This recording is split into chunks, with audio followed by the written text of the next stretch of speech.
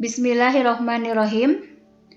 Assalamualaikum warahmatullahi wabarakatuh. Sampurasun. Pada kesempatan ini, pertama-tama Ibu ingin mengucapkan selamat pada kalian. Selamat bahwa kalian sudah diterima menjadi peserta didik baru di SMKN 1 Banyusari ini untuk tahun pelajaran 2021-2022. Dan selamat melaksanakan MPLS yang telah dilaksanakan dari hari Senin tanggal 19 Juli 2021 kemarin. Dan alhamdulillah pada hari ini, hari Jumat tanggal 23 Juli 2021, kalian sudah memasuki hari terakhir MPLS. Dan materi dari Ibu merupakan materi penutup dari seluruh rangkaian materi yang telah disampaikan oleh Bapak Ibu Guru sebelumnya. Sebelum Ibu menyampaikan materi, alangkah lebih baiknya Ibu memperkenalkan diri ya. Karena kan ada peribahasa tak kenal maka tak sayang ya. Perkenalkan, nama Ibu Suryana. Di SMKN 1 Banyusari ini, Ibu mendapatkan tugas pokok yaitu sebagai guru mata pelajaran bahasa Sunda dan mendapatkan tugas tambahan yaitu sebagai staf kurikulum dan sebagai wali kelas 11 akuntansi. Itulah perkenalan singkat dari Ibu. Mudah-mudahan ke depannya setelah kalian tahu bahwa Bu Suryana itu seperti apa, wajahnya seperti apa ya. Jadi kedepannya kalau misalnya kalian kebetulan di jalan atau dimanapun berpapasan dengan Ibu, jangan sungkan-sungkan untuk bertanya ya, untuk bertanya duluan gitu ya. Adapun materi yang ingin Ibu sampaikan pada kesempatan ini adalah tentang persiapan orang tua peserta didik baru pada pendampingan pembelajaran daring atau jarak jauh. Ini jarak jauh ya, bukan jarak jauh tipe. Atau belajar dari rumah. Bismillah, kita mulai materinya ya. Kita mulai dari poin nomor 1, latar belakang ya. Jadi, latar belakang di sini, apa sih yang menyebabkan, apa yang mendorong, apa yang melatar belakangi sampai di Indonesia itu keluar atau terjadi belajar dari rumah. Karena kan seperti yang kita ketahui selama ini belajar di sekolah itu identik dengan tatap muka. Mungkin sepanjang sejarah pendidikan di Indonesia baru sekarang pendidikan itu melaksanakan pembelajaran dari rumah tidak secara tatap muka. Jadi yang menyebabkan kenapa di Indonesia sampai terjadi program belajar dari rumah, seperti yang kita ketahui bersama bahwa pada akhir tahun 2019 pada bulan Desember terjadi ada virus COVID-19 yang berasal dari negara Cina, terus menyebar ke seluruh dunia sampai akhirnya tiba sampai ke negara kita, negara tercinta, negara Indonesia, kurang lebih pada bulan Maret 2020 kemarin ya. Hal tersebut ya, dengan adanya pandemi COVID-19 tersebut menyebabkan mendorong pemerintah untuk mengeluarkan kebijakan-kebijakan atau program-program untuk menanggulangi penyebaran COVID-19 secara meluas. Sebetulnya masih banyak kebijakan-kebijakan yang dilakukan oleh pemerintah dalam hal untuk menanggulangi penyebaran COVID-19. Tapi di sini yang Ibu tulis hanya 4 saja, yaitu yang pertama, program yang dikeluarkan oleh pemerintah dalam hal menanggulangi penyebaran COVID-19 yaitu ada program belajar dari rumah. Yang kedua ada yang pertama program bekerja dari rumah. Yang kedua ada program belajar dari rumah. Ini program yang kedua nanti kita akan bahas. Terus yang ketiga ada program atau kebijakan PSBB atau pembatasan sosial berskala besar. Dan yang keempat ada kebijakan PPKM atau pembatasan pembatasan kegiatan masyarakat. Ya, jadi dari 4 kebijakan yang dilakukan pemerintah dalam hal menanggulangi COVID-19 yang akan dibahas, yaitu poin nomor 2, kebijakan nomor 2, yaitu belajar dari rumah. Belajar dari rumah hubungannya dengan pendampingan orang tua dalam rangka mencapai keberhasilan atau kesuksesan dari program belajar dari rumah itu sendiri. Untuk selanjutnya, Ibu akan membahas tentang hubungan orang tua siswa dengan program belajar dari rumah. Ya, kebijakan pemerintah dengan mengadakan belajar dari rumah, ya, kebijakan ini keberhasilannya dipengaruhi oleh 3 faktor. Yang pertama yaitu dipengaruhi oleh Bapak Ibu guru yang mengajar di sekolah. Yang kedua dipengaruhi oleh orang tua siswa, karena belajar dari rumah ini dilaksanakan secara mandiri oleh peserta didik dari rumah masing-masing. Otomatis waktu anak lebih banyak dihabiskan bersama orang tua. Ya, jadi diharapkan dalam hal ini orang tua bisa melakukan pendampingan dengan lebih maksimal. Terus yang ketiga, ya, faktor yang mendukung keberhasilan terhadap kebijakan pemerintah, kebijakan belajar dari rumah, yaitu faktor fasilitas. Dalam hal ini internet, karena sebagian besar program belajar dari rumah ini menggunakan fasilitas internet. Walaupun dalam kenyataannya penggunaan fasilitas ini mungkin belum bisa dilaksanakan 100% ya, karena seperti yang kita dengar dari berita, seperti yang kalian mungkin rasakan sendiri, ya, penggunaan internet dalam belajar dari rumah ini dalam kenyataannya di lapangan masih menemui hambatan-hambatan. Misalnya karena faktor misalnya tempatnya yang kurang dari jangkauan sinyal, ya, daerah terpencil, atau mungkin karena disebabkan oleh faktor keadaan ekonomi keluarga peserta didik, ya. Ya, kita kembali lagi ke program belajar dari rumah. Program belajar dari rumah, ya, semakin membesarkan keterlibatan orang tua dalam melakukan pendampingan belajar.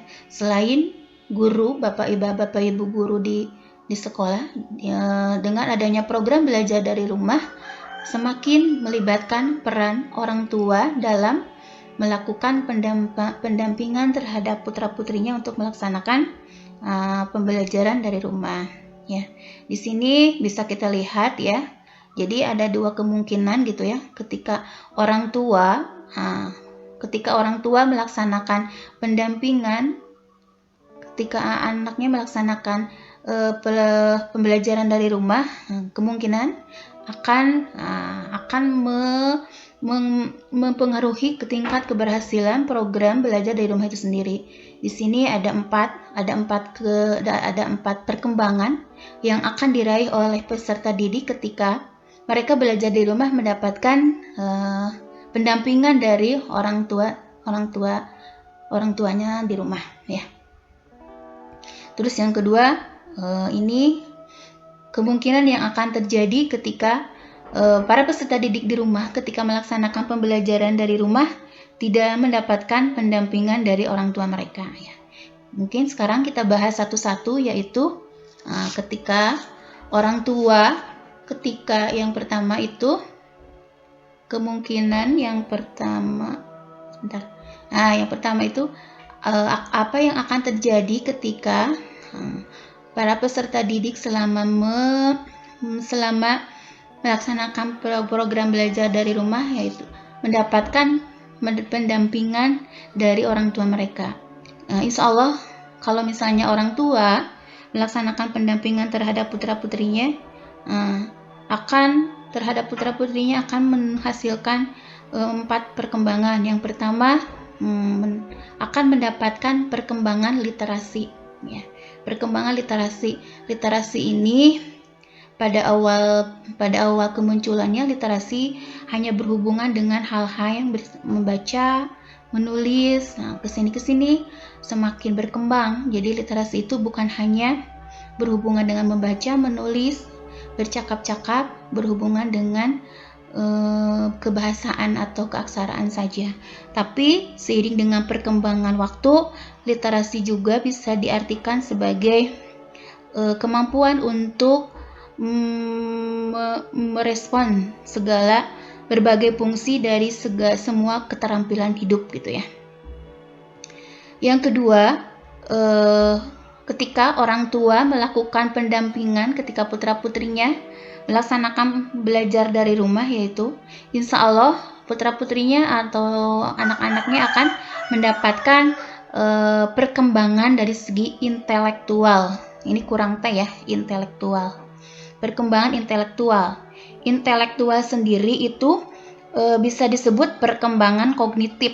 Kognitif itu berhubungan dengan pengetahuan ya. Jadi berhubungan dengan pengetahuan atau kemampuan untuk memperoleh berbagai informasi, untuk berpikir abstrak dan bernalar, bertindak secara efektif dan efisien. Atau bisa juga perkembangan intelektual itu berhubungan dengan tingkat kecerdasan ya.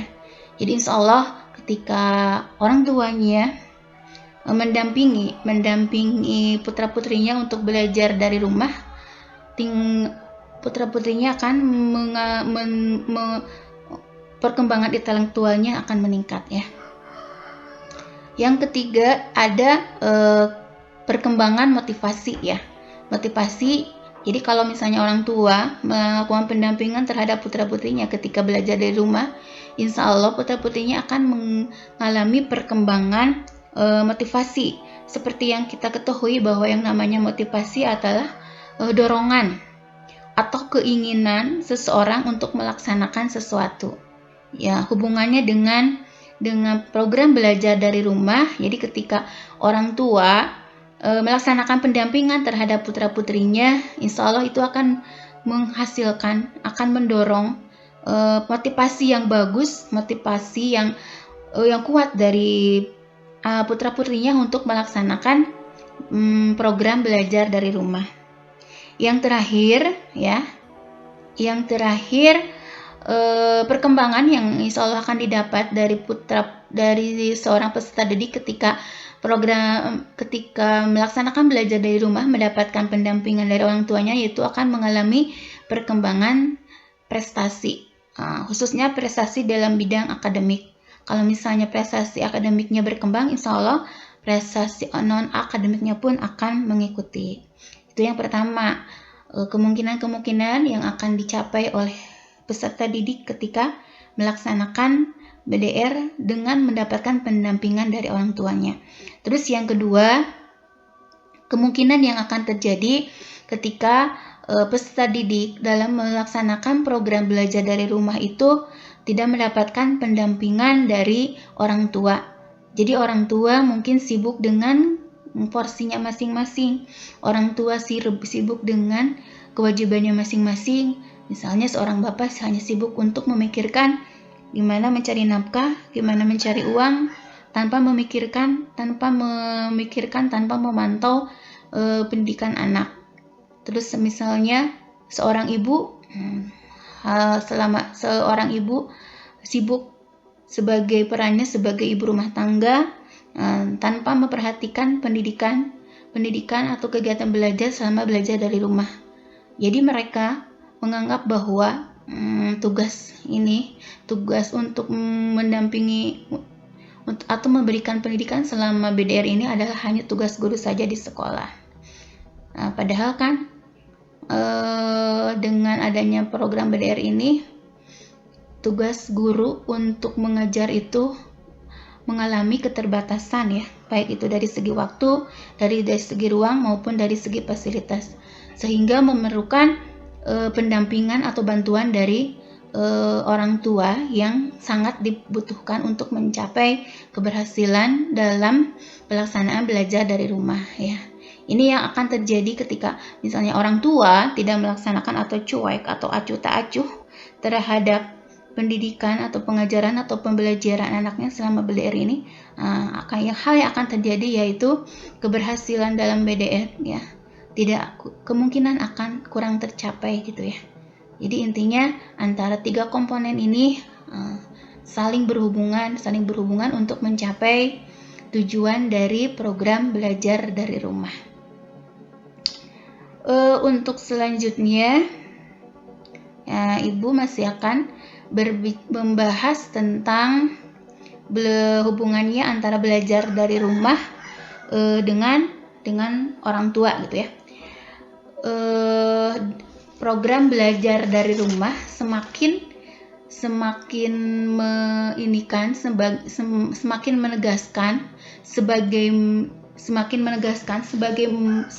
menguatkan posisi keluarga, dalam hal ini orang tua atau ibu dan bapak sebagai pendidik pertama dan utama di keluarga.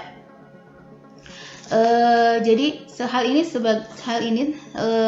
ini sesuai dengan yang tertulis dalam Undang-Undang Nomor 20 tahun 2003 tentang Sistem Pendidikan Nasional atau Sisdiknas tahun 2003, yang mana di sana jelas tertulis bahwa keluarga, dalam hal ini orang tua atau ibu dan bapak, adalah lembaga pendidikan yang pertama dan utama.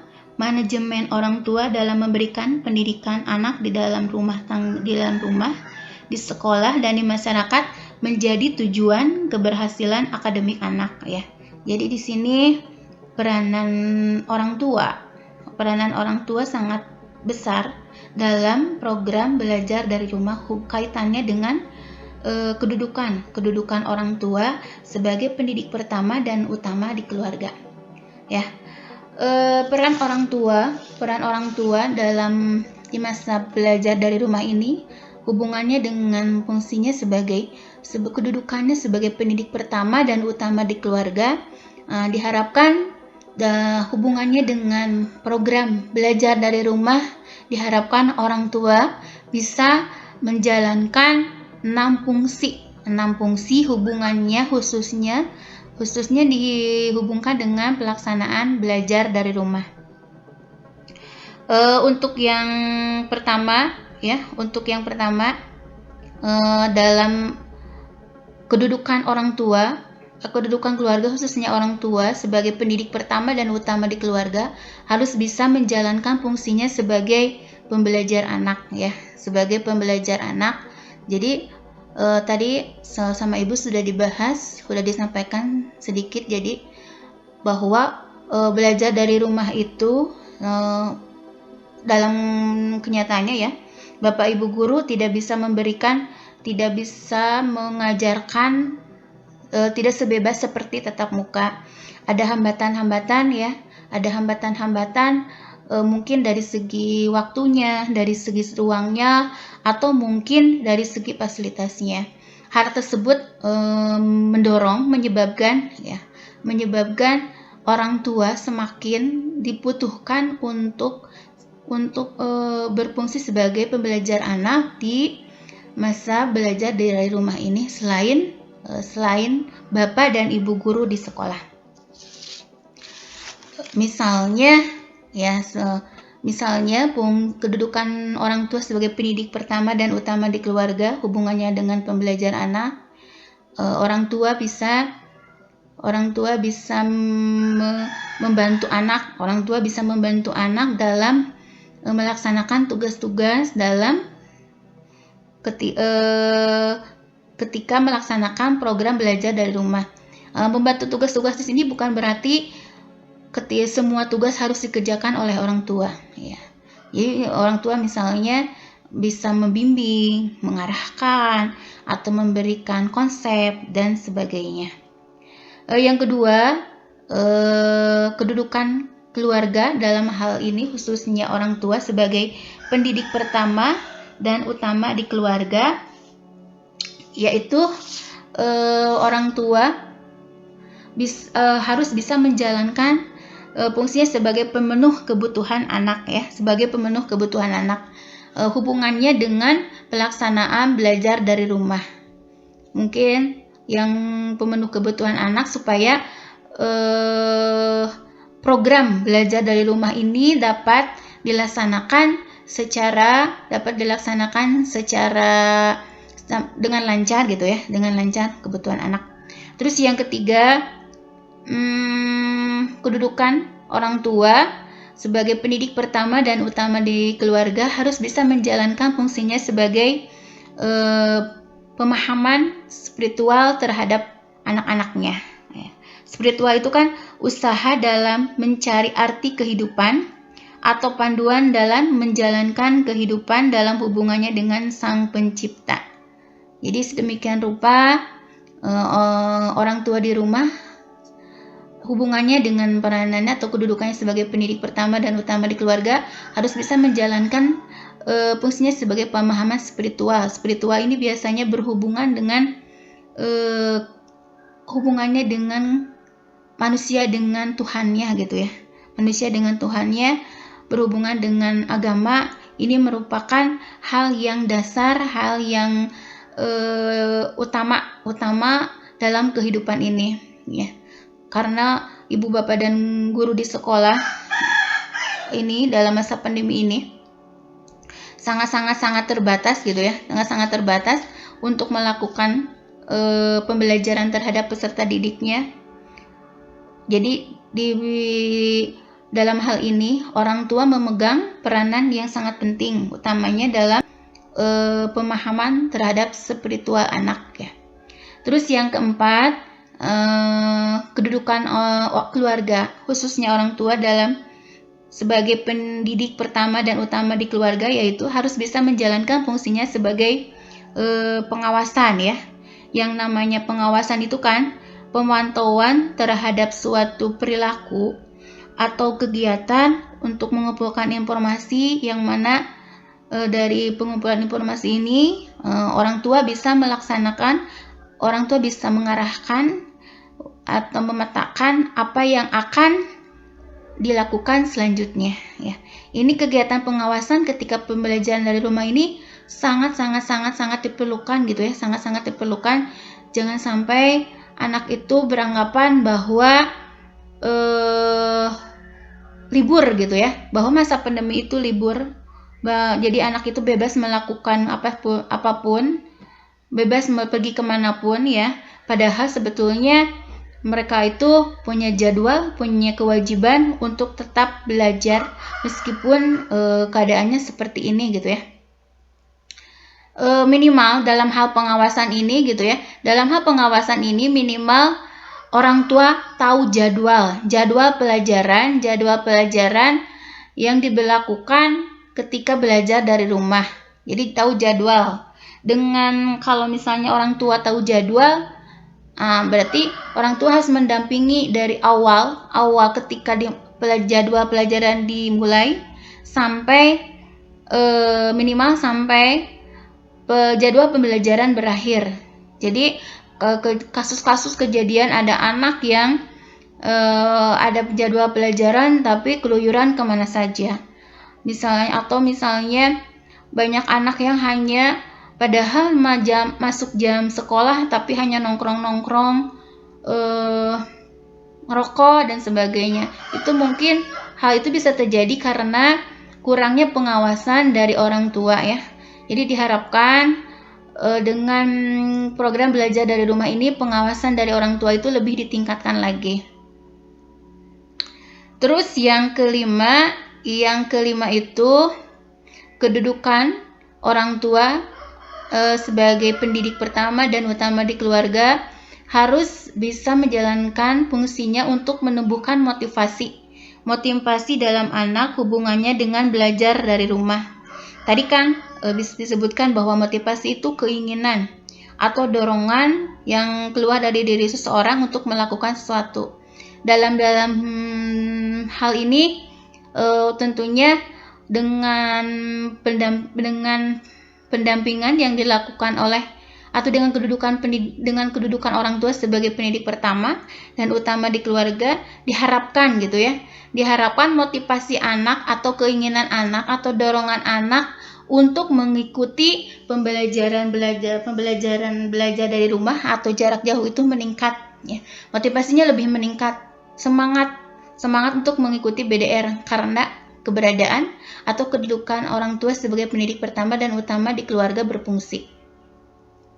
Kemudian yang terakhir yaitu orang tua, kedudukan orang tua sebagai pendidik pertama dan utama di keluarga harus bisa menjalankan fungsinya sebagai penyedia fasilitas anak ya, hubungannya dengan pelaksanaan belajar dari rumah. Yang namanya fasilitas itu kan segala sesuatu yang dapat memudahkan dalam melaksanakan suatu kegiatan ya, atau bisa dibilang sarana dan prasarana untuk membelajar suatu kegiatan. Nah, ini masih berhubungan dengan dengan mungkin kebutuhan anak gitu ya. Kebutuhan anak, kalau ini fasilitas itu berhubungan, ini biasanya terlihat secara real nyata gitu ya. Kalau misalnya kebutuhan itu kan tidak hanya sebatas barang gitu, real nyata, tapi kebutuhan itu bisa jasmani, bisa rohani gitu. Bisa yang terlihat, kebutuhan ini kan, kalau kebutuhan ini bisa yang terlihat, bisa juga yang tidak terlihat. Kalau fasilitas itu biasanya cenderung pada hal-hal yang secara kasat mata terlihat gitu ya, yang berupa barang ya. Untuk selanjutnya poin yang ketiga. Poin yang ketiga, nah ini Ibu akan menjabarkan persiapan apa saja yang harus disiapkan oleh orang tua peserta didik baru, oleh orang tua kalian pada pendampingan pembelajaran daring atau jarak jauh atau belajar dari rumah. Berhubungan dengan kedudukan orang tua sebagai pendidik utama dan pertama di keluarga. Yang pertama, ini yang harus disiapkan gitu ya, harus disiapkan oleh orang tua dalam menyambut program belajar dari rumah untuk putra-putrinya, dihubungkan dengan fungsi orang tua sebagai pembelajar anak. Ya, tadi kan sudah dibahas sama Ibu ya, bahwa pembelajaran dari rumah ini para guru gitu ya, Bapak Ibu guru di sekolah ya, dalam memberikan pembelajaran terhadap siswa-siswinya tidak sebebas ketika melaksanakan pembelajaran secara tatap muka ya. Karena seperti yang kita ketahui, belajar dari rumah ini mengalami hambatan-hambatan misalnya ya, kekurangan-kekurangan misalnya dari segi waktunya, durasi untuk waktu pembelajarannya lebih sedikit, terus dari segi fasilitasnya, terus dari segi ruangnya gitu ya. Hal tersebut menyebabkan mungkin fungsi guru sebagai orang yang memberikan pembelajaran kepada siswa-siswinya belum bisa terlaksanakan 100%. Oleh sebab itu ya, peranan kedudukan orang tua sebagai pendidik pertama dan utama di keluarga diharapkan sebagai pembelajar anak ketika pembelajaran dari rumah. Contoh yang bisa dilaksanakan yaitu bisa menyiapkan diri untuk menjadi guru di rumah dengan segala pembelajarannya, baik secara langsung maupun tidak langsung.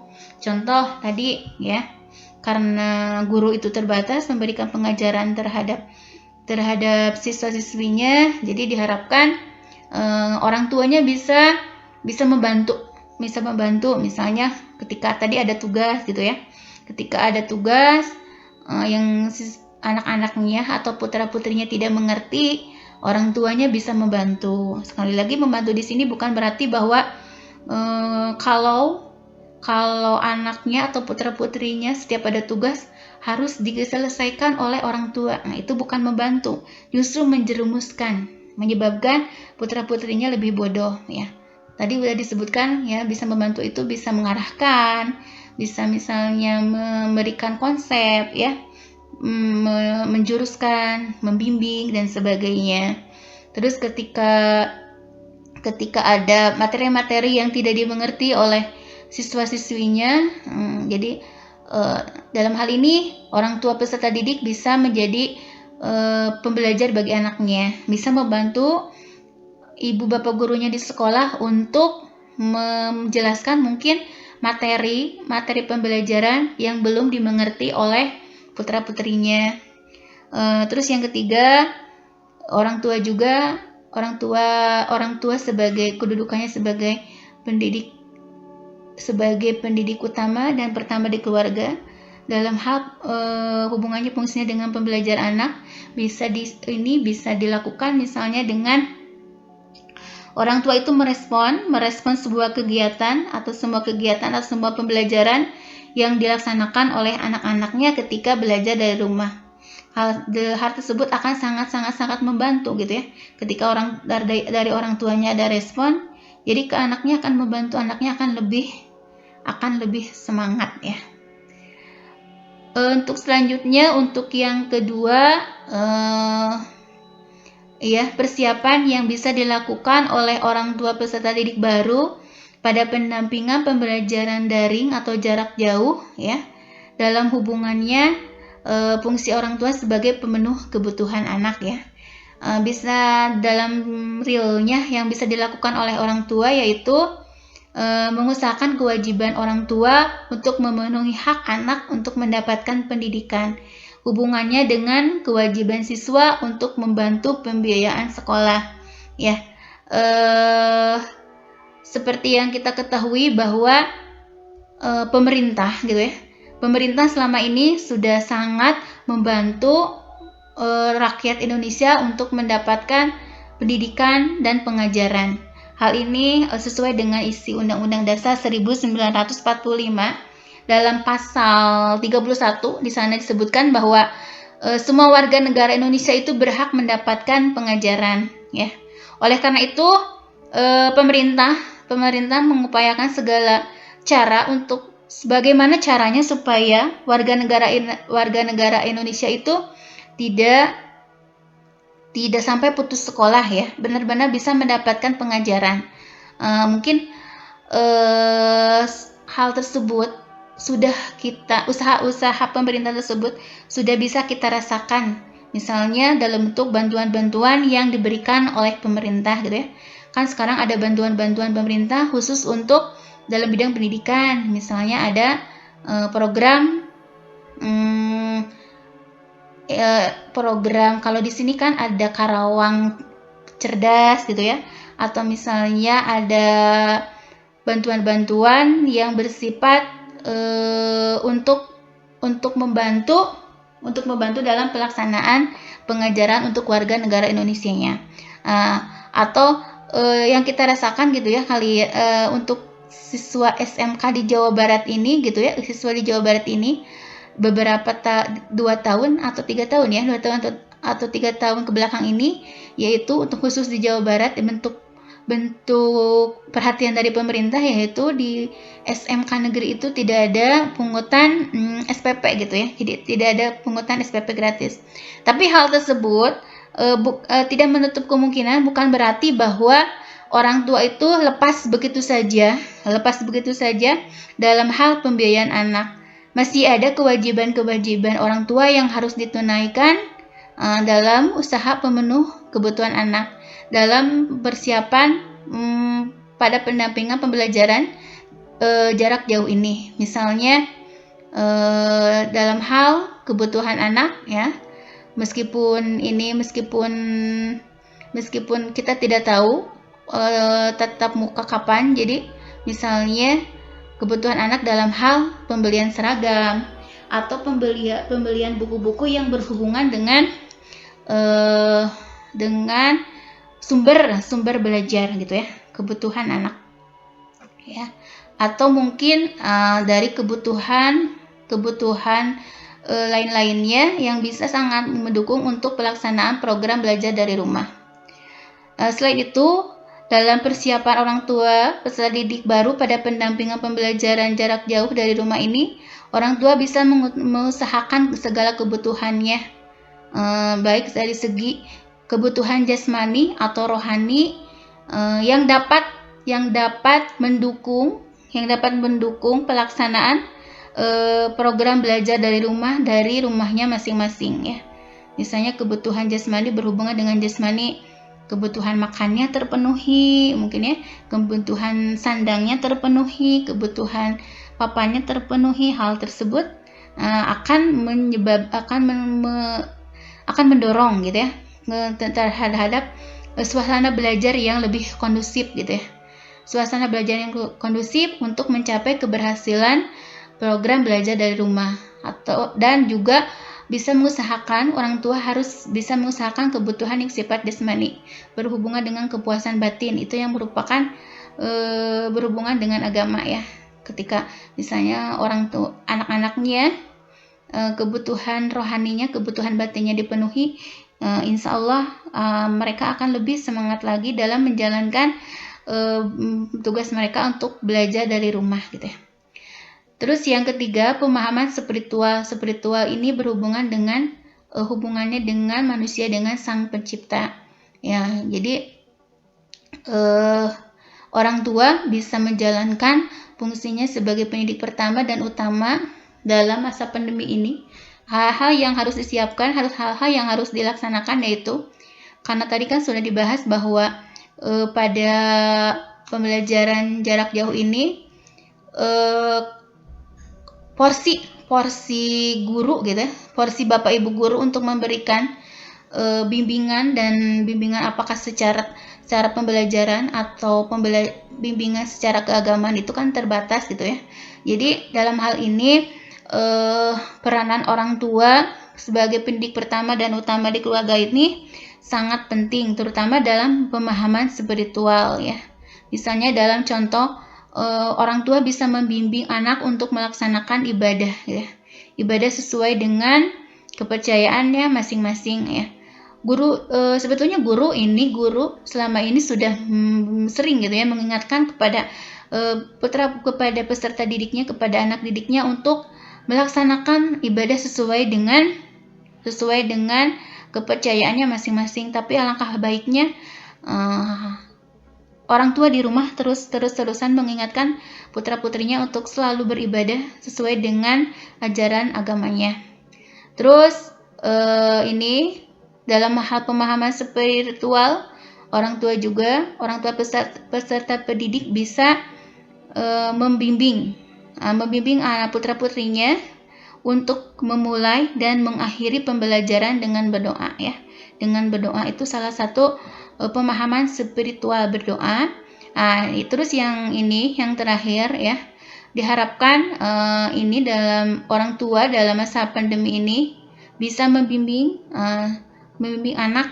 Jadi di SMKN 1 Banyusari ini ada kebiasaan keagamaan bahwa apalagi ketika ada pembelajaran tatap muka gitu ya.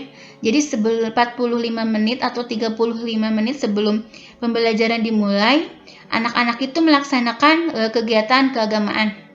Bisa itu berupa sholat duha, bisa itu berupa tadarus Al-Quran, bisa itu mendengarkan tausiah atau menambah hafalan Al-Quran. Jadi di sini orang tua bisa membimbing sebelum pembelajaran dimulai, bisa membimbing anak untuk melaksanakan kegiatan keagamaan. Selanjutnya untuk ke poin keempat ya, persiapan yang harus dilakukan oleh orang tua kaitannya dengan kedudukan orang tua sebagai pendidik pertama dan utama di keluarga. Ya, jadi orang tua harus bisa menjalankan fungsinya sebagai pengawasan, harus bisa mengawasi, harus bisa memantau, ya, harus bisa melihat, harus bisa mengintai kegiatan yang dilakukan oleh putra-putrinya selama belajar dari rumah ini. Minimal hubungannya dengan pengawasan gitu ya. Minimal orang tua itu tadi harus tahu jadwal dari jam berapa anak harus belajar dan sampai jam berapa anak belajar.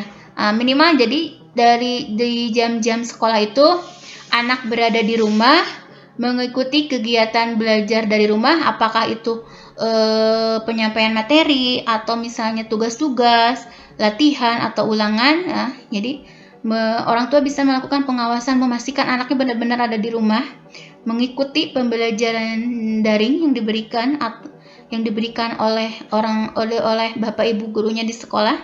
Jangan sampai ya di masa-masa ini jam sekolah anak-anak itu berkeliaran kemana-mana, atau misalnya masih tidur, atau melakukan kegiatan-kegiatan yang sangat-sangat dilarang gitu ya. Jadi orang tua itu harus melakukan pengawasan dengan ketat. Kalaupun misalnya di rumah juga tetap harus diawasi gitu ya. Harus apa yang dilakukannya. Terus kalau misalnya memegang HP pun ketika di rumah, jangan pada jadwal sekolah harus dilihat apa yang dilihat di HP-nya. Jangan sampai orang tua kecolongan gitu ya, tahu anaknya megang HP lagi belajar dari rumah, ternyata bukan belajar, tapi malah ya misalnya main game online atau malah ngobrol-ngobrol yang tidak penting dengan teman-temannya. Jadi dalam hal ini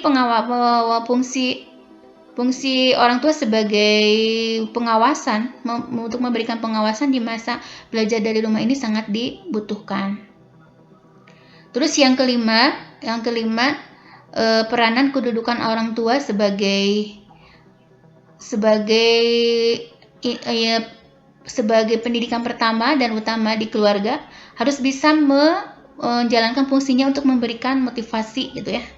Untuk memberikan motivasi terhadap anak-anaknya. Tadi udah disebutkan yang namanya motivasi itu keinginan atau dorongan yang keluar dari diri seseorang untuk melakukan sesuatu. Dalam hal ini motivasi untuk keinginan, motivasi yang kuat dari peserta didik untuk mengikuti program belajar dari rumah ya. Jadi hal yang harus dilakukan oleh orang tua peserta didik yaitu dalam pendampingan pembelajaran jarak jauh, misalnya dalam hal fungsinya meningkatkan atau menjalankan fungsinya sebagai pemberi motivasi, yaitu orang tua bisa memberikan atau melakukan dari awal pembelajaran senantiasa memotivasi anaknya agar tetap selalu untuk belajar di masa pandemi ini. Walau kedepannya banyak rintangan dan permasalahan dari pembelajaran daring, tapi tetap orang tua harus menumbuhkan motivasi bahwa anak harus tetap semangat dengan segala keterbatasan.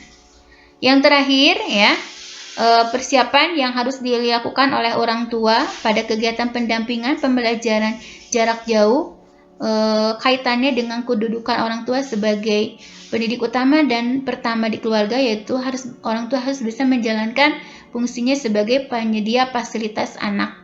Nah, fasilitas ini sangat penting gitu ya, sangat penting untuk mencapai keberhasilan dari program belajar dari rumah ya.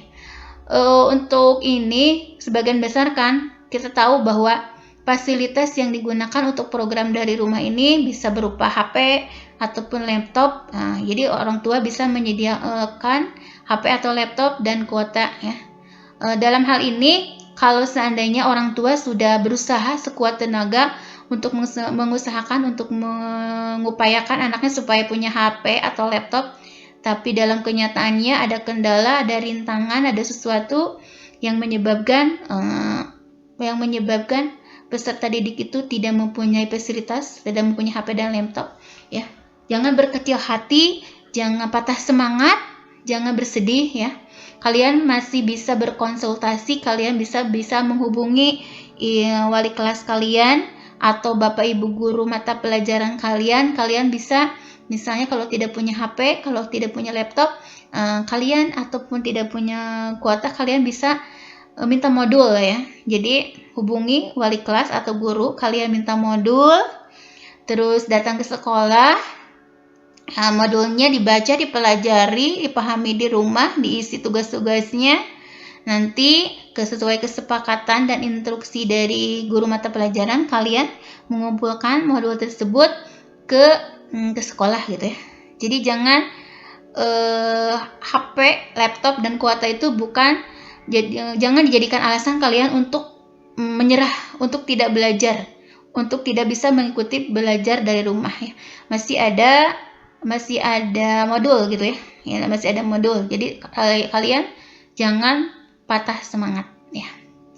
Untuk yang terakhir, Ibu ingin menyampaikan kesimpulan atau penutup gitu ya dari sedikit materi yang Ibu sampaikan tadi, bahwa kesimpulannya di masa belajar dari rumah, selain guru, keterlibatan orang tua sangat penting karena memberikan pengaruh yang besar terhadap keberhasilan anak.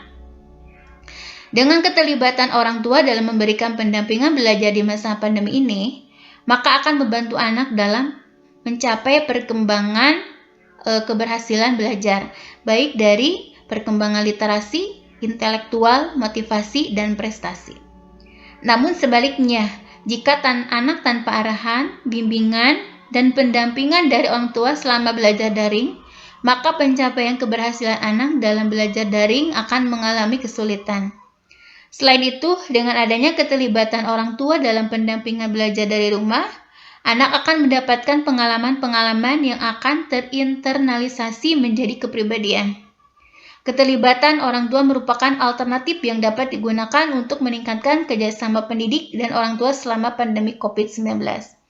Dengan kata lain, dampak dari adanya program BDR adalah orang tua dituntut untuk melakukan pendampingan kepada anak selama belajar dari rumah. Hal ini membuat tidak sedikit orang tua perlu meluangkan waktunya demi dapat membantu proses pembelajaran anaknya selama belajar dari rumah. Itu materi yang dapat Ibu sampaikan pada kesempatan ini. Mohon maaf ya, dalam penyampaian materinya Ibu banyak sekali kekurangannya, mungkin dari segi penyampaiannya, dari segi bahasanya, ataupun dari segi isi materinya. Ibu mohon maaf ya dari segala kekurangannya. Mudah-mudahan apa yang dapat Ibu sampaikan pada kesempatan ini bermanfaat untuk kalian ke depannya gitu ya, dalam mencapai keberhasilan proses belajar dari rumah. Terima kasih atas perhatiannya. Pesan dari Ibu, tetap semangat, dan semangat. Mudah-mudahan kita semuanya selalu diberi kesehatan oleh Allah Subhanahu wa taala. Amin ya Allah ya rabbal alamin. Wabillahi taufik wal hidayah.